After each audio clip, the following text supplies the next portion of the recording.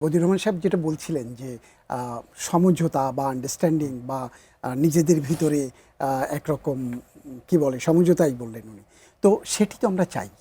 বাংলাদেশের রাজনীতিতে কাদা ছোড়াছুড়ির যে রাজনীতি সেটি আমরা চাই না, বাংলাদেশের মানুষ চায় না।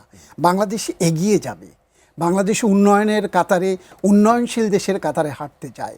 দারিদ্র ক্ষুধামুক্ত বাংলাদেশ যদি গড়তে চায় তাহলে এই বিভেদ বৈষম্য সেখান থেকে তো বেরিয়ে আসতে লাগবেই। এবং সেই জায়গাটাতে তাহলে এর আগে সরকারের যখন জাতীয় পার্টির বিরোধী দল ছিল তার দোষ কি ছিল? আমি সেই জায়গায় আসেন আপনি। জাতীয় পার্টির বিরোধী দল আর এই সরকারের বিরোধী দল, জাতীয় পার্টির সরকারই ছিল, সরাসরি সরকারই কিন্তু তারা ছিল, তাদের কথা বলবার কোনো শক্তি ছিল না।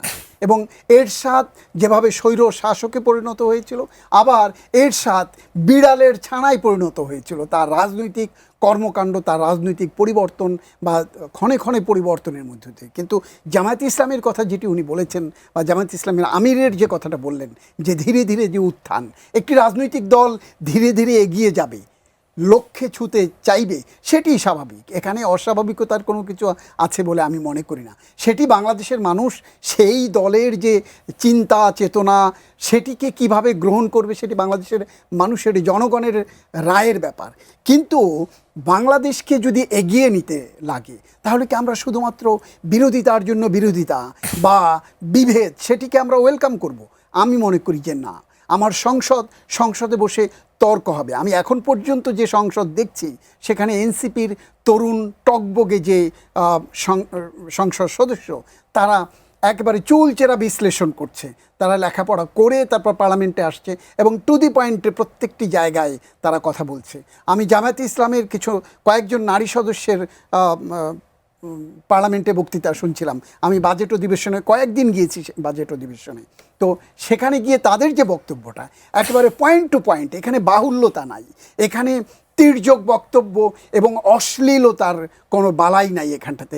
এখানে গান গেয়ে মনোরঞ্জনের জায়গায় এখানে তৈরি হয়নি এখনও পর্যন্ত। আগামী দিনে কোন জায়গায় যাবে সেটি দেখবার ব্যাপার।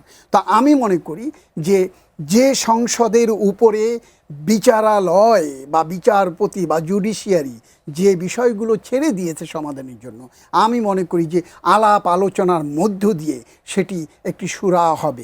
নিশ্চয়ই উভয় দলের বক্তব্য দেবে, বলবে, এবং তার মধ্য দিয়ে যে সমাধান বেরিয়ে আসবে সেই সমাধানের মধ্য দিয়ে তত্ত্বাবধায়ক সরকার ব্যবস্থা যে ফিরল, সেই তত্ত্বাবধায়ক সরকার ব্যবস্থার কে হবেন প্রধান, কে এটির উপদেষ্টা, কারা হতে পারবেন, তার একটি ক্রাইটেরিয়া সেট করতে লাগবে।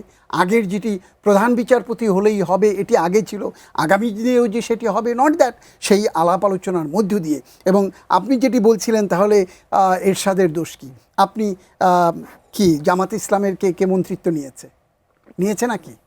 এই সরকারের কোনো মন্ত্রিত্ব নিয়েছে? নেয়নি। তাহলে আপনি জাতীয় পার্টি আওয়ামী লীগের সাথে যে জোট বেঁধেছিল, গৃহপালিত সংসদে পরিণত হয়েছিল, সেটির কোনো লক্ষণ এখানটাতে আছে? এখন পর্যন্ত দৃশ্যমান কোনো কিছু আছে? হ্যাঁ, বদিউর রহমান সাহেব যেটি বললেন যে তারা আগে বিএনপির সাথে ছিল। হ্যাঁ, বিএনপির সাথে জোট বেঁধেছিল, তো জোট বেঁধেছিল না? জোট তো অনেকের সাথে হয়েছে। জোট বেঁধেই এরশাদের পতন ঘটিয়েছিল এই আওয়ামী লীগ, এই বিএনপি, এই জামাত, এরা মিলে। আবার দেখেন, জোট কিন্তু আওয়ামী লীগের সাথেও জামাত বেঁধেছিল। জামাত আওয়ামী লীগের সাথে জোট বেঁধেই কিন্তু এই বেগম খালেদা জিয়াকে তত্ত্বাবধায়ক সরকার ব্যবস্থার মধ্যে দিয়ে বেগম খালেদা জিয়াকে তত্ত্বাবধায়ক বাধ্য করেছিলেন। আবার সেই খালেদা জিয়াকে পরাজিতও করেছিল আওয়ামী লীগ এবং জামাত মিলে ইলেকশন করে বেগম খালেদা জিয়াকে সেখান থেকে পরাজিত করেছিল।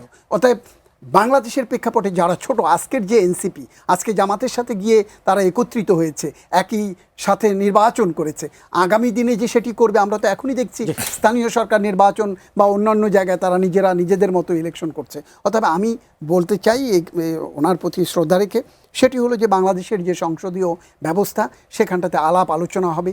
তির্যক কে কাকে, আমি চাই যে পার্লামেন্টটি যেন অর্থবহ হয়, সেখানটাতে জানে বিভেদের রাজনীতি আবার ফিরে না আসে।